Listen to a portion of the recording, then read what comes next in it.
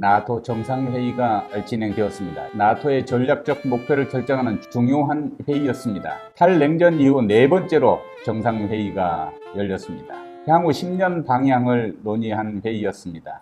이 나토 정상회의가 기존에 우리가 나토 국가, 대서양 국가도 아닌데 아시아 태평양 지역의 중요 파트너 국가로서 4개국, 호주, 뉴질랜드, 일본, 대한민국이 참여했다는 측면에서 나토의 그 북대서양 조약기구라는 군사동맹이 태평양 지역으로 진출하는데, 물론 미국 주도의 이런 질서지만은 거기에 앞으로 동참할 사람, 그러니까 대한민국 저요! 이런 식에서 끼어든 거 아니냐라는 측면에서 많은 우려가 있었는데, 그럼에도 불구하고 나토 정상회의가 러시아의 우크라이나 침공으로 인한 당면한 위협에 대한 인식을 공유하고 공동 대응을 하는 한편, 인도 태평양 지역의 새로운 강적, 이른바 시스테매틱 챌린지, 구조적 도전 세력인 중국에 대해서 공동 전선을 펼치기로 한 이른바 제2의 냉전, 신냉전 시대를 열어가는 역사적인 전환점이 되는 그런 아주 중요한 의미가 있다. 그렇게 평가가 됩니다. 이번에 전략 개념 검토를 요약하면 가장 중요한 거 두 개를 들라면, 러시아를 전략적 파트너 국가에서 직접적인 위협, 즉 적국으로 간주를 한 것이고, 두 번째는 중국을 구조적 체제에 대한 도전 세력으로 간주를 해서 앞으로 경계해야 될 대상으로 명확히 한 겁니다. 그러니까 자유민주적 자유민주 체제와 권위주의 체제의 어떤 대결 구도가 분명하게 선을 형성하는 그런 상징적 의미가 있다. 그런데 유럽의 집단 방위 체제인 나토가 왜 아시아 태평양 지역의 4개 국가를 중국을 봉쇄하는 대열에 함께 참여를 시켰는가? 즉, 미국의 중국 견제에 나토 이름을 쓰도록 했고, 여기에다 아태국가를 불러서 반중 전선에 열을 세운 거예요. 그런데 우리 국민들이 더 관심을 갖는 것은, 물론 미국 주도의 질서지만은 그 직전에 있었던 G7에 일본이 동참, G7 국가니까 동참을 했고, 이어서 벌어진 마드리드 정상회의에 대한민국이 가서 한미일의 안보동맹이 더 강화되는 메시지를 창출했기 때문에 나토 플러스 한미, 이것이 보니까 복합적인 그 경제안보 동맹에서 대한민국이 보다 적극적으로 국익 차원의 전략적 모호성을 유지했던 것을 내던지고, 우리는 노선을 분명히 하겠다는 미국 질서에, 미국 주도의 질서에 뛰어드는 형국이 되지 않았느냐. 그런 측면에서 나토 정상회의 이후에 이른바 중국 리스크, 대한민국이 겪어야 될 중국 리스크, 쉬운 말로 하면 청구서, 그런 논란이 이어지고 있는 거죠. 네. 그동안 우리는 중국과 미국 사이에서 대한민국의 이익을 위해서 소위 전략적 모호성이라는 것을 유지하면서 생존 전략을 늘 강구했습니다. 그런데 이번을 계기로 소위 깐부연대가 명확해졌어요. 깐부연대. 깐부. 줄을 어디서 섰느냐, 확실하게. 예. 니꺼 내꺼 없이 우리는 공동체다고 하는 이런 동맹국들의 라인이 딱 그어진 거죠. 그런데 북중러와 그리고 나머지 세력의 구분이 소위 신냉전 체제로 진입하는 구도가 형성되었는데, 그러면 세상이 두 개로 나뉜 거냐? 또 그건 아니에요. 우크라이나 사태를 계기로 러시아에 대한 금수 조치에 참여하라고 요구받은 국가 중에 절반은 아니란 말이죠. 그리고 개전 초기에 그 소셜 미디어로 전파되는 충격적 영상을 바라본 그 세계인들의 분노가 이게 이제 서서히 사그라들면서 러시아의 입장에서 이 사태를 바라보는 시각이 점점 부각되기 시작하고 에너지 무기화로 이렇게 가다 보니까 이 회의에 참석할 때 내놓는 메시지와 실제 각국이 취하는 행동 조치 간에 상당히 괴리 현상이 벌어지고 있다.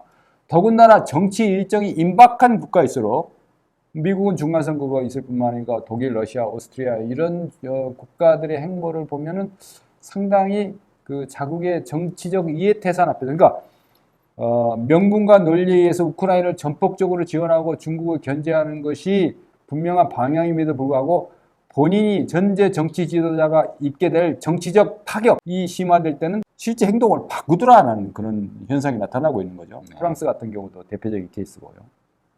그래서 세계는 아직은 과거의 냉전처럼 이데올로기를 중심으로 세계가 반분되는 이런 명확성은 없으나 여하튼 세계가 나눠지고 있는 것은 사실입니다. 그런데 이렇게 러시아를 적으로 규정하고 응징하려고 하는 노력이 오히려 러시아한테 혜택을 주고 있어요.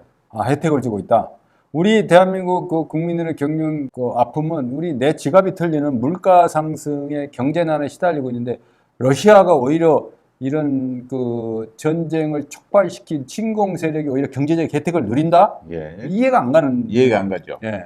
러시아는 지금 러시아라는 국가가 형성된 이후 최대 호황을 누리고 있습니다. 치솟은 유가. 그런데 거기다 할인해서 팔아도 없어서 못 팔 정도로 유류 수출량이 늘고 있습니다. 특히 인도, 중국 엄청난 석유를 러시아로부터 사가고 인도 같은 경우는 싼 값에 사다가 EU를 붙여서 또 되파는 일까지 벌어지고 있어요. 그러니까 상표갈이. 그런 식으로 러시아산 원유를 다른 중동산 원유로 바꿔치기 하는 그러게요. 그런 현상도 나타난다고 하지 않습니까? 그래서 러시아는 지금 하루 10억 달러씩 전비가 들어가는 상황이지만 전비 조달에 아무 문제가 없는 호황을 누리고 있다고 합니다. 하루에 1조 3천원씩 날라가도 전비 조달에 전혀 문제가 없다. 네. 과연 우리가 이 러시아 사태를 소셜 미디어로 전해지는 그런 충격적 영상으로만 바라볼 것인가? 아니면 외교나 정보나 이 군사적인 측면이나 이 경제적 측면, 다임이라고 하는 일반 그 통칭 그 영어의 약자로 다임이라는 측면을 봤을 때 지금 말씀하신 경제적 이해타산, 이해관계 앞에서는 누구도 절대 강자. 그러니까 미국 바이든 대통령도 그렇게 강경 노선을 치달는 것처럼 하면서 우리 대한민국 윤석열 대통령이 노르고 악수까지 하면서 실제로는 돌아가서 중국에 대한 관세를 인하하는 걸 검토하는 듯한 행보를 보이는 걸 상당히 이해하기 어렵다. 네. 나토는 미국에 의해서 주도되고 미국이 원하는 대로 이제 가고 있는 것은 부정할 수 없는 사실입니다. 그런데 이제 다른 나라들을 이 세력에 끌어들이는 과정이 중국이 하는 방식하고 크게 다르지 않다는 데 문제 있습니다. 예를 들면 예. 중국이 그동안 노선을 달리하는 국가들을 달래고 자기 편으로 끌어들이는 걸 우리 소위 늑대 외교라고 했습니다. 압력을 가하고 푸시해서 끌어들이는 외교를 했어요. 그런데 그것을 지금 미국이 하고 있는 형국이에요.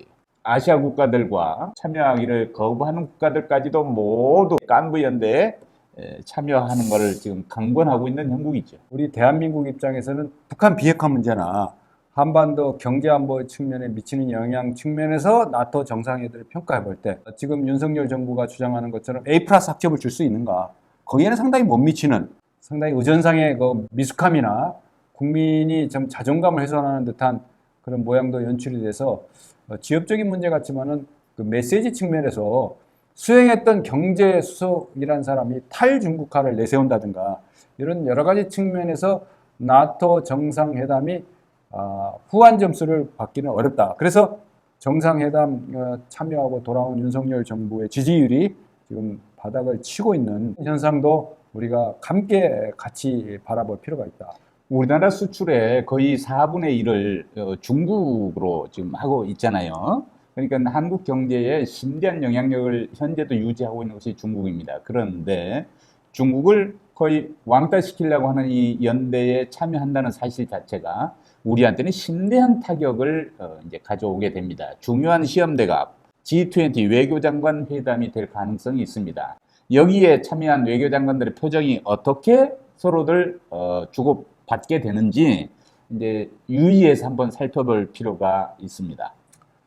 그렇기 때문에 이 나토 정상회담에 참석하는 우리의 핵심 아젠다 중에 원전 세일즈가 있는데 뭔가 좀 주파수가 안 맞는 듯한 현상도 있고 15분 만에 15개국 정상을 향해서 뭐 했다고 하는 그런 성과에 대한 그 홍보도 있었지만은 국민들이 납득하기 참 어렵고 그 이외에 좀 지엽적인 문제 같지만은 국민들이 바라보는 그 영부인 김건희 여사에 대한 패션 외교라든가 여러 가지 측면에서 아직은 익숙치 않은 그런 측면이 있다. 저는 뭐 아무도 지적하지 않는데 우리 용산 대통령 집무실과 스페인 국왕하고 왕비가 서 있던 그 궁의 역사성과 상징적인 측면에서 상당히 우리가 참 자괴감을 느낄 정도까지는 아니지만 우리가 자랑해야 될 역사성을 오히려 잊어버린 거 아닌가라는 나름대로 생각도 해봤습니다.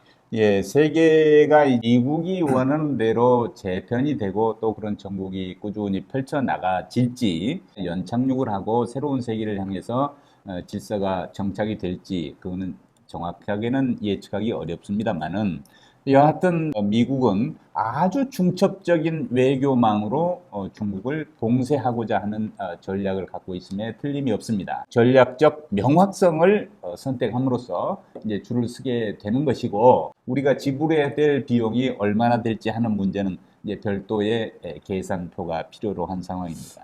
국가 안보 위기를 관리할 때 지금 당면한 경제적 측면도 결코 간과해서는 안 되고 그런 측면에서 한반도 위기관리 상황이 이 시국 TV의 핵심적인 아젠다 중에 하나인데 그런 측면에서 중국 리스크를 어떻게 관리해야 될 것인지 청와대 안보실을 과거의 청와대 안보실 지금 대통령 집무실 안보팀부터 시작해서 관계 유관비서가 좀 지혜를 모으고 힘을 결집시켜야 될 때가 아닌가 이런 생각이 듭니다. 시국TV는 대한민국의 생존을 위한 안보 전략을 꾸준히 모색해 나가고 여러분과 함께 공유할 것입니다. 시청해 주셔서 대단히 고맙습니다.